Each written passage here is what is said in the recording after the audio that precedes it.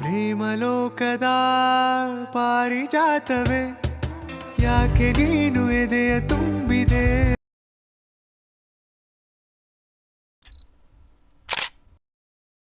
Hi hello friends, ಎಲ್ಲರೂ ಹೇಗಿದ್ದೀರಾ? ಎಲ್ಲರೂ ಚೆನ್ನಾಗಿದ್ದೀರಾ ಅಂತ ಭಾವಿಸ್ತೀನಿ. Welcome back to my channel. ನಾನು ಇವತ್ತು ಬೆಳಗ್ಗೆಯಿಂದ ವ್ಲಾಗ್ ಶುರು ಮಾಡ್ತಾಯಿದ್ದೀನಿ. ಇವತ್ತು ಬೆಳಗ್ಗೆ ತಿಂಡಿಗೆ ಸೋಯಾ ಬಿರಿಯಾನಿ ಮಾಡ್ತಾಯಿದ್ದೀನಿ. ಬನ್ನಿ ಹಾಗೆ ನಿಮ್ಮ ಜೊತೆನೂ ಶೇರ್ ಮಾಡೋಣ, ನಾನು ಮಾಡೋ ರೀತಿ ಹೇಗೆ ಅಂತ ಹಾಗೆ ವಿಡಿಯೋ ಮಾಡ್ಕೊತಾ ಇದ್ದೀನಿ. ಬೆಳಗ್ಗೆ ಟಿಫನ್ಗೆ ಲೇಟ್ ಬೇರೆ ಆಗ್ತಾಯಿದೆ, ಅರ್ಜೆಂಟಿಗೆ ಮಾಡ್ಕೊತಾ ಇದ್ದೀನಿ. ನಾನೀಗ ಒಂದು ಪ್ಯಾನ್ಗೆ ಒಂದು 2-3 ಟೇಬಲ್ ಸ್ಪೂನು ಎಣ್ಣೆ ಹಾಕ್ಕೊಂಡು ಆನಿಯನ್ನ ಚೆನ್ನಾಗಿ ಫ್ರೈ ಮಾಡ್ಕೊತಾ ಇದ್ದೀನಿ. ಈರುಳ್ಳಿ ಚೆನ್ನಾಗಿ ಫ್ರೈ ಆಗಬೇಕು, ಟ್ರಾನ್ಸ್ಲ್ಯೂಸೆಂಟ್ ಆಗೋವರೆಗೂ ಈರುಳ್ಳಿನ ಫ್ರೈ ಮಾಡಿಕೊಂಡು ನಂತರ ಅದಕ್ಕೆ ಹಸಿಮೆಣ್ಸಿನ್ಕಾಯಿ, ನಿಮ್ಮ ಖಾರಕ್ಕೆ ಅನುಗುಣವಾಗಿ ಹಸಿಮೆಣ್ಸಿನ್ಕಾಯಿ ಹಾಕ್ಕೊಂಡು ಚೆನ್ನಾಗಿ ಬಾಡಿಸ್ಕೊಬೇಕು. ಬಿಕಾಸ್ ಇದು ದಮ್ ಬಿರಿಯಾನಿ ಮಾಡ್ತೀವಲ್ಲ ಆ ಸ್ಟೈಲಲ್ಲಿ ಸೇಮ್ ಅದೇ ಥರ ನಾವು ದಮ್ ಬಿರಿಯಾನಿ ಮಾಡ್ತೀವಿ, ಸೇಮ್ ಅದೇ ಸ್ಟೈಲಲ್ಲೇನೆ. ಯಾರು ನಾನ್ ವೆಜ್ ತಿನ್ನೋದಿಲ್ಲ, ವೆಜ್ ಅವ್ರಿಗೆ ಯೂಸ್ ಆಗಲಿ ಅಂತ ಈ ವಿಡಿಯೋ ಹಾಕ್ತಾಯಿದ್ದೀನಿ ಅಷ್ಟೇ. ನಾವು ಶ್ರಾವಣದಲ್ಲಿ ನಾನ್ ವೆಜ್ ತಿಂದೇ ಇದ್ದಾಗ ಸೋಯಾ ಬಿರಿಯಾನಿ ಇದನ್ನೇ ಮಾಡ್ಕೊಂಡು ತಿನ್ನೋದು. ಚಿಕನ್ ಮಟನ್ ಬದಲು ನಾವು ಸೋಯಾ ಯೂಸ್ ಮಾಡ್ತೀವಿ ಅಷ್ಟೇ. ಈ ಹಸಿಮೆಣ್ಸಿನ್ಕಾಯಿ ಫ್ರೈ ಆದಮೇಲೆ, ಚೆನ್ನಾಗಿ ಫ್ರೈ ಆದಮೇಲೆ, ನಾನು ಒಂದೂವರೆ ಹಿಡಿ 2 ಹಿಡಿಯಷ್ಟು ಪುದೀನ ತೊಗೊಂಡಿದ್ದೀನಿ, 1 ಹಿಡಿಯಷ್ಟು ಮೆಂತ್ಯ ಸೊಪ್ಪು ಮತ್ತು 1.5 ಹಿಡಿಯಷ್ಟು ಕೊತ್ತಂಬರಿ ಸೊಪ್ಪು. ಇಷ್ಟನ್ನು ಹಾಕಿ ಚೆನ್ನಾಗಿ ತೊಳ್ಕೊಂಡು ಇಷ್ಟನ್ನು ಹಾಕಿ ಚೆನ್ನಾಗಿ ಫ್ರೈ ಮಾಡ್ಕೊತಾ ಇದ್ದೀನಿ. ಸೊಪ್ಪು ನೋಡಿ ಈ ಥರ ನಾವು ಅಷ್ಟು ಸೊಪ್ಪು ಹಾಕಿದ್ದೀವಿ ಅಂತ ಅನಿಸುತ್ತೆ, ನಿಮಗೆ ಫ್ರೈ ಆದಮೇಲೆ ಅದಿಷ್ಟೇ ಅನಿಸೋದು. ಇಲ್ಲ ಅಂತಂದರೆ ನಮಗೆ ಸೊಪ್ಪು ಹಾಕಿಲ್ಲ ಅಂತಂದರೆ ಅದು ಫ್ಲೇವರ್ ಕೊಡೋದಿಲ್ಲ. ಹಂಗಂತಂದ್ಬಿಟ್ಟು ಜಾಸ್ತಿನೂ ಹಾಕಬಾರ್ದು, ಪುದೀನ ಫ್ಲೇವರ್ ಹೊಡಿತಾ ಇರುತ್ತೆ. ನಾನಿಲ್ಲಿ ಒಂದು 2.5 ಗ್ಲಾಸ್ ಮಾಡ್ತಾ ಇರೋದ್ರಿಂದ ಸ್ವಲ್ಪ ಸೊಪ್ಪೆಲ್ಲ ಜಾಸ್ತಿನೇ ಹಾಕಿದ್ದೀನಿ. ಬಿಕಾಸ್ ಇದು ನನ್ನ ಮಕ್ಕಳಿಗೆ ತುಂಬ ಇಷ್ಟ, ಈವನ್ ನನ್ನ ಹಸ್ಬೆಂಡ್ಗೂ ತುಂಬ ಇಷ್ಟ ಇದು ನಾನು ಮಾಡೋದು. ಅದಕ್ಕಾಗಿ ಅವರು ಮಧ್ಯಾಹ್ನಕ್ಕೂ ಏನಾದರೂ ಮಿಕ್ಕಿದರೆ ಅದೇ ಬೇಕು ಅಂತ ಹೇಳ್ತಾರೆ. ಅದಕ್ಕೆ ನಾನು ಸ್ವಲ್ಪ ಜಾಸ್ತಿನೇ ಕ್ವಾಂಟಿಟಿ ಮಾಡ್ತಾಯಿದ್ದೀನಿ. ನಾವು ಜನ ಜಾಸ್ತಿ ಇರೋದ್ರಿಂದ ಜಾಸ್ತಿನೇ ಬೇಕು, ಸ್ವಲ್ಪ ಜಾಸ್ತಿನೇ ಕ್ವಾಂಟಿಟಿಲಿ ಮಾಡ್ತಾಯಿದ್ದೀನಿ ಟಿಫನ್ನು. ಮತ್ತು ಇದು ಚೆನ್ನಾಗಿ ಹುರ್ಕೊಂಡ್ಮೇಲೆ ಮಿಕ್ಸಿಗೆ ಹಾಕ್ಕೊಂಡು ಪೇಸ್ಟ್ ಮಾಡ್ಕೊಬೇಕು. ಸ್ವಲ್ಪ ತಣ್ಣಗಾದಮೇಲೆ ಪೇಸ್ಟ್ ಮಾಡ್ಕೊಬೇಕು, ಬಿಸಿಲಿ ಪೇಸ್ಟ್ ಮಾಡ್ಕೊಬೇಡಿ, ಸ್ವಲ್ಪ ನೈಸಿಗೆ ಪೇಸ್ಟ್ ಮಾಡ್ಕೊಳ್ಳಿ. ಅದಾದಮೇಲೆ ಕುಕ್ಕರ್ಗೆ ಎಣ್ಣೆ, ಒಂದು 2-3 ಟೇಬಲ್ ಸ್ಪೂನ್ ತುಪ್ಪ, ಬಿಕಾಸ್ ಆ ಫ್ಲೇವರ್ ಚೆನ್ನಾಗಿ ಕೊಡುತ್ತೆ ಅಂತ ಅಂದ್ಬಿಟ್ಟು. ಎಣ್ಣೆ ತುಪ್ಪ ಎಲ್ಲ ಚೆನ್ನಾಗಿ ಕಾದ್ಮೇಲೆ ಇದಕ್ಕೆ ಬೇರೆ ಮಸಾಲೆ ಐಟಮ್ಸ್ ಏನೂ ಹಾಕೋದಿಲ್ಲ. ಯಾಕೆ ಅಂತ ನಾನು ನಿಮ್ಗೆ ಆಮೇಲೆ ಹೇಳ್ತೀನಿ. ಬರೀ ಏಲಕ್ಕಿ, ಪಲಾವ್ ಎಲೆ ಇಷ್ಟೇ ಹಾಕೋಬೇಕಾಗಿರೋದು. ಅದು ಸ್ವಲ್ಪ ಫ್ಲೇವರ್ ಬಿಟ್ಟ ಮೇಲೆ ಈರುಳ್ಳಿ ಸ್ವಲ್ಪ ಸಣ್ಣಗೆ ಕಟ್ ಮಾಡಿಕೊಂಡು ಈರುಳ್ಳಿನ ಸ್ವಲ್ಪ ಫ್ರೈ ಮಾಡ್ಕೊಬೇಕು. ಬಿಕಾಸ್ ರುಬ್ಲಿಕ್ಕೂ ಹಾಕಿದ್ದೀವಿ ಈರುಳ್ಳಿ, ಜಾಸ್ತಿ ಹಾಕ್ಲಿಕ್ಕೆ ಹೋಗ್ಬೇಡಿ, ಸಿಹಿ ಆಗಿಬಿಡುತ್ತೆ. ಅದಕ್ಕಾಗಿ ನಾನು 1 ಈರುಳ್ಳಿ ಯೂಸ್ ಮಾಡಿದ್ದೀನಿ. ಅದನ್ನು ಈರುಳ್ಳಿ ಹಾಕ್ಕೊಂಡು ಈರುಳ್ಳಿ ಚೆನ್ನಾಗಿ ಫ್ರೈ ಆದಮೇಲೆ ಶುಂಠಿ ಬೆಳ್ಳುಳ್ಳಿ ಪೇಸ್ಟು ಅಷ್ಟೇ, ಅದರ ವಾಸನೆ ಹೋಗೋವರೆಗೂ ಸ್ವಲ್ಪ ಚೆನ್ನಾಗಿ ಫ್ರೈ ಮಾಡ್ಕೊಳ್ಳಿ.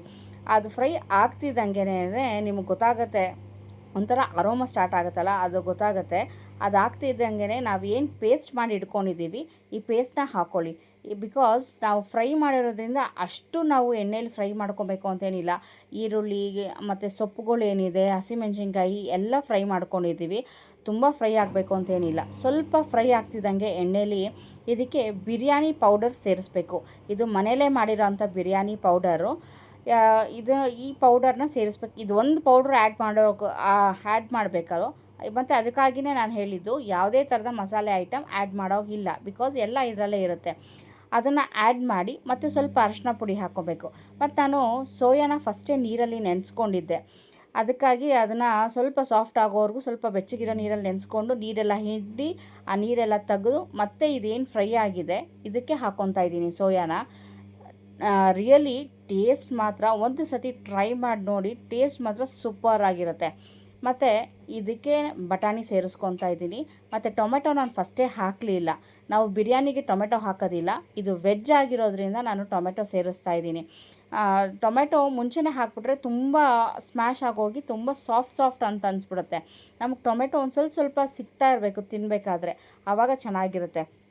ಅದು ಸ್ವಲ್ಪ ಫ್ರೈ ಆಗ್ತಿದ್ದಂಗೆ ಉಪ್ಪು, ನಾನು ಎಲ್ಲದಕ್ಕೂ ಕಲ್ಲುಪ್ಪೆ ಜಾಸ್ತಿ ಯೂಸ್ ಮಾಡೋದು. ಈ ಚಿತ್ರಾನ್ನ, ಪುಳಿಯೋಗರೆ ಅಂತಂದರೆ ಮಾತ್ರ ನಾನು ಪುಡಿ ಉಪ್ಪು ಯೂಸ್ ಮಾಡ್ತೀನಿ. ಸೊ 1 ಹಿಡಿ ಕಲ್ಲುಪ್ಪು ಹಾಕ್ಕೊಂಡಿದ್ದೀನಿ.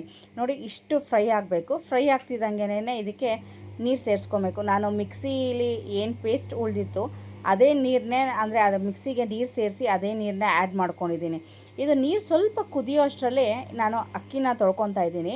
ನಾನು ಇಲ್ಲಿ ಯೂಸ್ ಮಾಡ್ತಾ ಇರೋದು ಜೀರಾ ಸಾಂಬಾರ್ ರೈಸ್. ನೀವು ಯಾವುದೋ ರೈಸ್ ಬೇಕಾದ್ರೂ ಯೂಸ್ ಮಾಡ್ಬೋದು. ಇದು ಅರೋಮಾ ಮತ್ತು ಫ್ಲೇವರ್ ಚೆನ್ನಾಗಿರುತ್ತೆ ಜೀರಾ ಸಾಂಬಾರ್ದು ಅಂತ ಆ ರೈಸ್ ಯೂಸ್ ಮಾಡ್ತಾಯಿದ್ದೀನಿ. ಸ್ವಲ್ಪ ನೀರು ಕುದಿಲಿಕ್ಕೆ ಸ್ಟಾರ್ಟ್ ಆಗ್ತಾಯಿದೆ. ನೀರು ಚೆನ್ನಾಗಿ ಕುದಿಬೇಕು. ನೀರು ಚೆನ್ನಾಗಿ ಕುದೀತಾ ಇದ್ದಾಗ ನಾವೇನು ಅಕ್ಕಿ ತೊಳ್ಕೊಂಡಿದ್ದೀವಿ ಅದನ್ನು ಹಾಕ್ತಾಯಿದ್ದೀನಿ. ನಾನು ಹೇಳ್ದಂಗೆ 2.5 ಗ್ಲಾಸ್ ಅಕ್ಕಿ ತೊಗೊಂಡಿದ್ದೀನಿ. ಬಿಕಾಸ್ ನಮ್ಮ ಮನೆಯಲ್ಲಿ 6 ಮೆಂಬರ್ಸ್ ಇರೋದ್ರಿಂದ ಕ್ವಾಂಟಿಟಿ ಜಾಸ್ತಿನೇ ಬೇಕಲ್ವಾ, ಅದಕ್ಕಾಗಿ ನಾನು 2.5 ಗ್ಲಾಸ್. ನಾನು ಹೇಳ್ದಂಗೆ ಸ್ವಲ್ಪ ಮಿಕ್ಕಿದ್ರೂ ನಮ್ಮ ಮನೇಲಿ ಇಷ್ಟಪಟ್ಟು ತಿಂತಾರೆ. ಅಕ್ಕಿ ಹಾಕಿ ನೀರೆಲ್ಲ ಚೆನ್ನಾಗಿ ಕುದ್ಮೇಲೆ ಲಿಡ್ ಕ್ಲೋಸ್ ಮಾಡಿ 1 ವಿಷಲ್ ತೊಗೊಳ್ಳಿ. ನಾನು ಸುಮಾರು ರೈಸ್ ಐಟಮ್ ನಾನು ಅಪ್ಲೋಡ್ ಮಾಡಿದಾಗ ವೀಡಿಯೋಸ್ ನಾನು ಹೇಳಿದ್ದೀನಿ, ನಾನು ಏನೇ ಐಟಮ್ ಆಗಿರ್ಬೋದು, ಅಂದರೆ ಮೀನ್ಸ್ ಪಲಾವು ಇದೇನೇ ಆಗಿರ್ಬೋದು, ನಾನು ಒಂದೇ ವಿಷಲ್ ತೊಗೊಳೋದು. ನಾನು ಒಂದೇ ವಿಷಲ್ಗೆ ಆಗಿರುತ್ತೆ ಸಾಕು. ಬಿಕಾಸ್ ತುಂಬ 2 ತೊಗೊಂಬಿಟ್ರೆ ತುಂಬ ಮೆತ್ತಗಾಗೋಗುತ್ತೆ. ಅದಕ್ಕಾಗಿ ಒಂದೇ ವಿಷಲ್ಲು ಸಾಕು. ನೋಡಿ ಈಗ ಎಷ್ಟು ಚೆನ್ನಾಗಾಗಿದೆ ಅಂತಂದರೆ ನಿಮಗೆ ರೈಸ್ ನೋಡ್ಬೋದು. ಅದು ಆರಿದ ನಂತರ ಚೆನ್ನಾಗಿ ಅನಿಸುತ್ತೆ. ಒಂದು ಸಾಫ್ಟಾಗಿ ಅದು ಸೋಯಾನೂ ಅಷ್ಟೇನೆ ಮತ್ತು ರೈಸು ಅಷ್ಟೇನೆ ಉದ್ರಾಗಿ ಚೆನ್ನಾಗಾಗಿದೆ. ನಾನು ಸ್ವಲ್ಪ ನೀರು ಹೆಚ್ಚಿಗೆ ಹಾಕಿದ್ದೆ. ಹೆಚ್ಚಿಗೆ ಅಂದರೆ ನಾವು ಹಾಕೋದಕ್ಕಿಂತ ಸ್ವಲ್ಪ ಅರ್ಧ ಗ್ಲಾಸ್ ಜಾಸ್ತಿನೇ ಹಾಕಿದ್ದೆ. ನನ್ನ ಹಸ್ಬೆಂಡ್ಗೆ ಸ್ವಲ್ಪ ಮೆತ್ತಗಿರಬೇಕು ರೈಸು, ನಮಗೆ ಉದ್ರಾಗಿರಬೇಕು. ಸೊ ಅದಕ್ಕಾಗಿ ಹಾಕಿದೆ. ಬಟ್ ಲಾಸ್ಟಲ್ಲಿ ಕರೆಕ್ಟಾಗಿ ಆಗುತ್ತೆ. ಆರಿದ್ಮೇಲೆ ನಮಗೆ ಕರೆಕ್ಟಾಗಿ ಕನ್ಸಿಸ್ಟೆನ್ಸಿ ಬರುತ್ತೆ. ಅದಕ್ಕೆ ಲಾಸ್ಟಲ್ಲಿ ಸ್ವಲ್ಪ ಕೊತ್ತಂಬರಿ ಸೊಪ್ಪು ಆ್ಯಡ್ ಮಾಡಿಕೊಂಡು ಅದಕ್ಕೆ ಗಾರ್ನಿಷ್ ಮಾಡ್ಕೊಂಡಿದ್ದೀನಿ. ಇಷ್ಟೇ ನಾನು ಮಾಡೋಂಥ ಸೋಯಾ ಪಲಾವ್ ಅಥವಾ ಸೋಯಾ ಬಿರಿಯಾನಿ. ಅದು ಹಾಕ್ತಿದ್ದಂಗೆ ಸೈಡಲ್ಲಿ ಮೊಸರು ಬಜ್ಜಿಗೆ ರೆಡಿ ಮಾಡಿಕೊಂಡೆ. ಒಂದೊಂದು ಮಾಡಿಕೊಂಡ್ರೆ ಅಲ್ವಾ ನಮಗೆ ಸ್ಕೂಲ್ಗೆ ಅರ್ಜೆನ್ಸಿಯಾಗಿ ಆಗೋದು. ಮೊಸರು ಬಜ್ಜಿ ಇಲ್ಲ ಅಂತಂದರೆ ಪಲಾವ್ ಆಗಲಿ ಯಾವುದೇ ಥರದ್ದಾಗಲಿ ಒಳಗೆ ಹೋಗೋದಿಲ್ಲ ನನ್ನ ಮಕ್ಕಳಿಗೆ. ಈವನ್ ನಮಗೆ ಒಂದೊಂದು ಸತಿ ಆಗೋದಿಲ್ಲ. ಮತ್ತು ಅದನ್ನೆಲ್ಲ ರೆಡಿ ಮಾಡಿ ನನ್ನ ಮಗಳಿಗೆ ಟಿಫನ್ ಮಾಡಿಸಿ ಮತ್ತು ಅವಳಿಗೆ ಬಾಕ್ಸ್ ಕಟ್ಟೋ ಅಷ್ಟರಲ್ಲೇ ಸಾಕಾಗೋಗ್ಬಿಡುತ್ತೆ. ಮಾತ್ರ ಟೇಸ್ಟ್ ಮಾತ್ರ ಸೂಪರ್ ಆಗಿತ್ತು. ಇನ್ನೊಂದು ಸತಿ ಈ ಫುಲ್ ಡೀಟೇಲ್ ರೆಸಿಪಿ ನಿಮ್ಗೆ ಯಾರಿಗಾದ್ರೂ ಅಂದರೆ ಬೇಕು ಅಂತಂದರೆ ನಾನು ಈ ರೆಸಿಪಿನ ಮತ್ತೆ ಇನ್ನೊಮ್ಮೆ ಶೇರ್ ಮಾಡ್ತೀನಿ ಫುಲ್ ಡೀಟೇಲಾಗಿ. ಈಗ ಅರ್ಜೆನ್ಸಿ ಇರೋದ್ರಿಂದ ಅಷ್ಟು ಹಾಕಿದೆ. ಅದು ಹಾಕ್ತಿದ್ದಂಗೆ ನನ್ನ ಮಗಳನ್ನ ಸ್ಕೂಲು ಕಳಿಸಿ ಎಲ್ಲ ಮಾಡ್ತಿದ್ದಂಗೆನೇ ಹಾಗೆ ಸಾರಿಗೂ ಕೂಡ ಇಟ್ಕೊಂಡೆ. ಬಿಕಾಸ್ ಅರ್ಜೆಂಟಿಗೆ ಆಗಬೇಕಲ್ವಾ, ಅದಕ್ಕಾಗಿ ನಾನು ಹೊರಗಡೆ ಹೋಗಬೇಕಾಗಿತ್ತು ನನ್ನ ತಂಗಿ ಜೊತೆ.